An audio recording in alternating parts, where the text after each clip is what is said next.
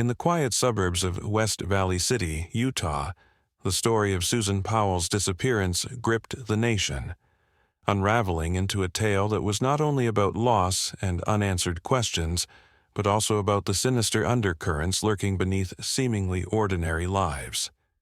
It became a saga of love turned toxic, betrayal, control, and lies, with the darkest truths emerging only after a series of horrifying events that would leave an indelible scar on all who were touched by the case. Susan Cox Powell and Josh Powell's story began like a fairy tale. They met in 2000 at a church event, and Susan, then 19, was immediately drawn to Josh's quiet, intense demeanor. Josh was 24 at the time, and the couple's relationship quickly blossomed. Within a year, they were married. With Susan's radiant smile and positive outlook, and Josh's apparent seriousness and ambition, they seemed to be the perfect young couple, settling into their new life in West Valley City, Utah.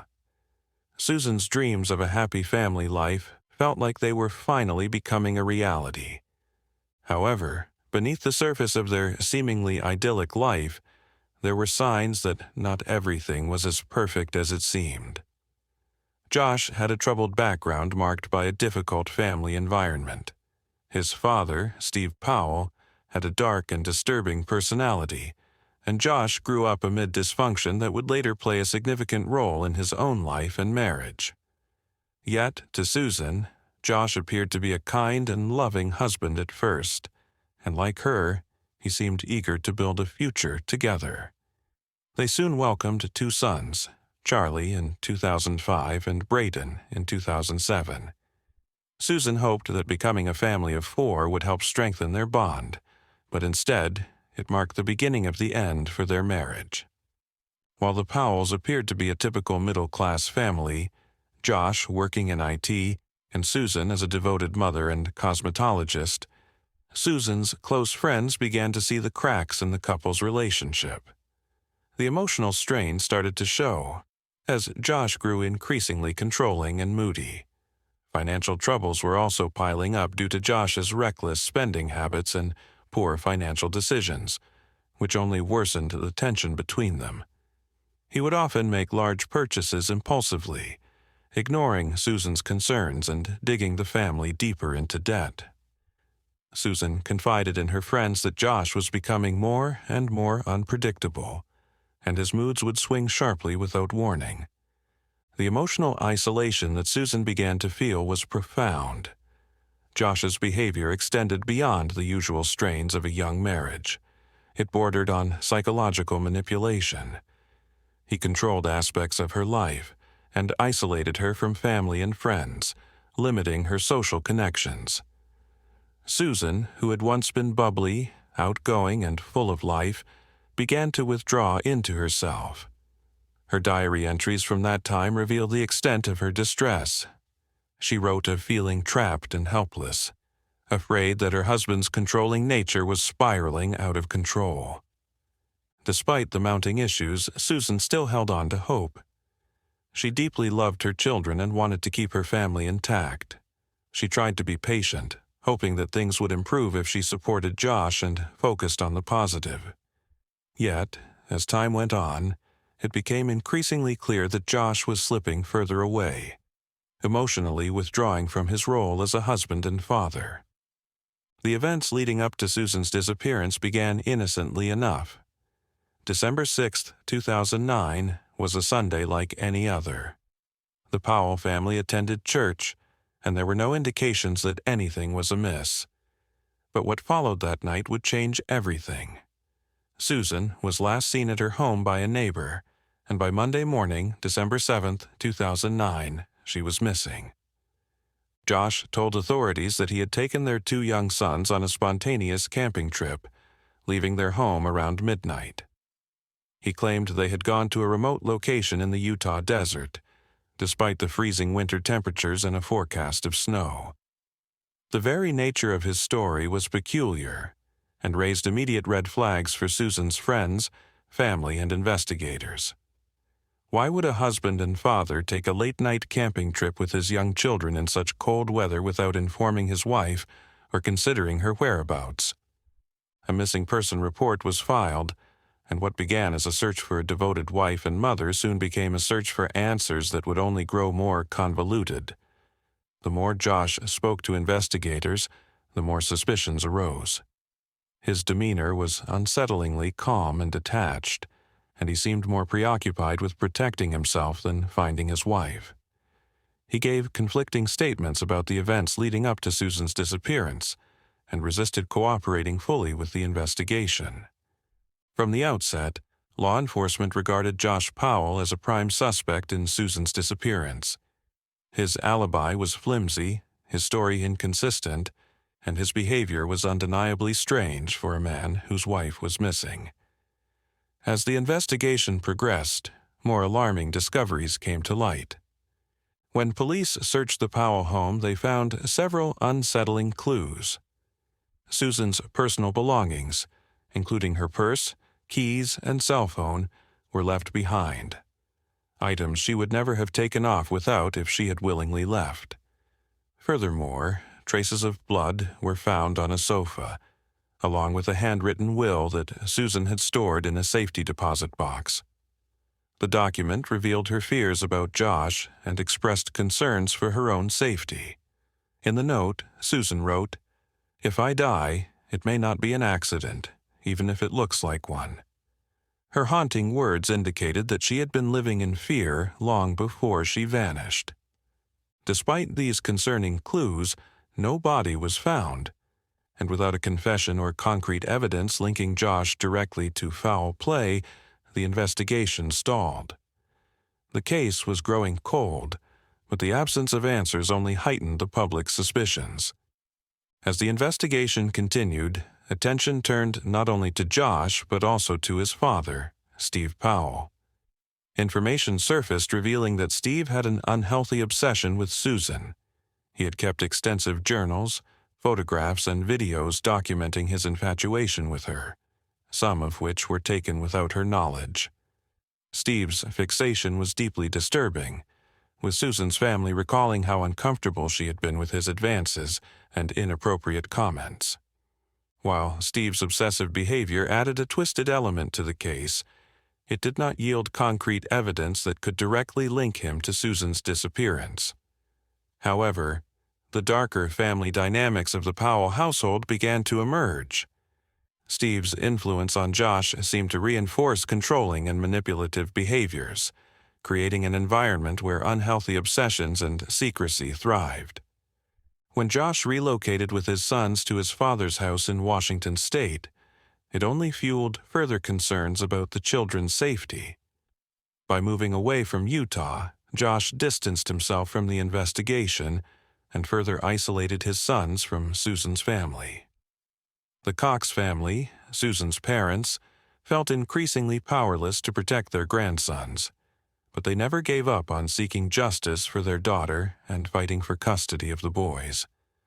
The months dragged on, and despite extensive searches and numerous leads, Susan remained missing. The custody battle for Charlie and Braden escalated, as Chuck and Judy Cox argued that Josh was unfit to care for the children, whom they feared were in danger under his care. They filed for custody, citing the suspicious circumstances of Susan's disappearance and Josh's increasingly erratic behavior. In 2011, as part of the custody dispute, Josh was ordered to undergo psychological evaluations. The findings were troubling. Evaluators noted his defensive, avoidant behaviors, and there were concerns about his parenting capabilities and his influence on the children. As the court battle continued, Josh was struggling to maintain control over a situation that was rapidly unraveling. Around the same time, investigators obtained a warrant to search Steve Powell's home. What they uncovered was shocking. Thousands of images of child pornography, voyeuristic videos, and disturbing photos taken without the subject's consent, including images of Susan. Steve Powell was arrested and charged with multiple counts of voyeurism and possession of child pornography. This discovery prompted the court to remove Charlie and Braden from Josh's custody and place them with Susan's parents. It was a small victory for the Cox family, but it came with the bitter reminder that Susan was still missing, and justice remained elusive. Tragedy struck on February 5, 2012, in the most horrific way imaginable. Josh was granted a supervised visit with his sons at a rental home in Washington. As the social worker brought Charlie and Braden to the door, Josh quickly ushered the boys inside and locked the door behind him. What unfolded next would shock the world. Moments later, the house erupted in flames. Josh had deliberately set the fire, killing himself and his 2 young sons in a murder-suicide. The social worker, who had been locked out, frantically called 911, but by the time emergency responders arrived, the home was engulfed in flames, and it was too late to save them. The deaths of Charlie and Braden were an incomprehensible tragedy, leaving a nation stunned and grieving alongside the Cox family. In the aftermath of the fire, it was discovered that Josh had planned the murder-suicide meticulously. He had given away his children's toys and belongings, made financial arrangements for his assets, and even left voicemail messages for several people, including his family, shortly before setting the blaze. These actions painted a chilling picture of premeditation and a final, desperate attempt to regain control by committing the most horrific act imaginable, taking his sons' lives along with his own. Josh Powell's final act of violence was the tragic culmination of years of manipulation, control, and secrets. The meticulously planned murder-suicide left no room for ambiguity. Josh had decided that if he could not control his children's future, then no one would. This final act of cruelty not only ended the lives of 2 innocent children, but also obliterated any remaining hope for Susan's family to get answers about her disappearance. With Josh dead, any direct knowledge he may have had about Susan's fate was lost forever. The deaths of Charlie and Braden Powell left Susan's family shattered. Chuck and Judy Cox, who had fought tirelessly to protect their grandsons and find answers about their daughter, were now faced with a grief that no parent or grandparent should ever endure. The loss was not only of their daughter, whose fate remained a mystery, but also of the 2 young boys they had loved and cared for, whose lives were senselessly taken. As the investigation continued, the details that emerged about Josh Powell's state of mind in the weeks leading up to the fire painted a disturbing picture. He was under immense pressure, facing the possibility of losing custody of his children permanently and being cornered by a legal system that was closing in on him. The discovery of Steve Powell's criminal activities and his imprisonment further isolated Josh, depriving him of his father's support and leaving him with little to hold on to. These factors, combined with his unstable mental state, drove him to commit a final act of control, one that was both devastating and incomprehensible. Law enforcement officials and investigators involved in the case believed, without a doubt, that Josh Powell had been responsible for Susan's death. Although they never found concrete evidence to bring him to trial, the circumstances surrounding her disappearance, combined with his erratic behavior and the tragic deaths of his sons, were enough to convince many that he had taken Susan's life and concealed her remains. The case took on a life of its own, becoming a symbol of the dangers of domestic violence and the inadequacies within the legal system when it comes to protecting vulnerable individuals, especially children. For Susan's family, the tragedy served as a painful reminder of what can happen when warning signs are overlooked and when the justice system fails to act swiftly enough to protect those at risk. Even after Josh's death, the search for Susan did not end. Her family and friends continued to push for new leads, organizing search parties and raising awareness about her case. They worked tirelessly, hoping for any clue that could lead to the discovery of Susan's remains. Various search efforts focused on remote locations in Utah and surrounding states, places where Josh may have disposed of her body. Yet, despite these extensive searches, no definitive evidence has been found that could bring closure to the Cox family. Over the years, the case garnered widespread media attention, becoming one of the most well-known missing person cases in American history.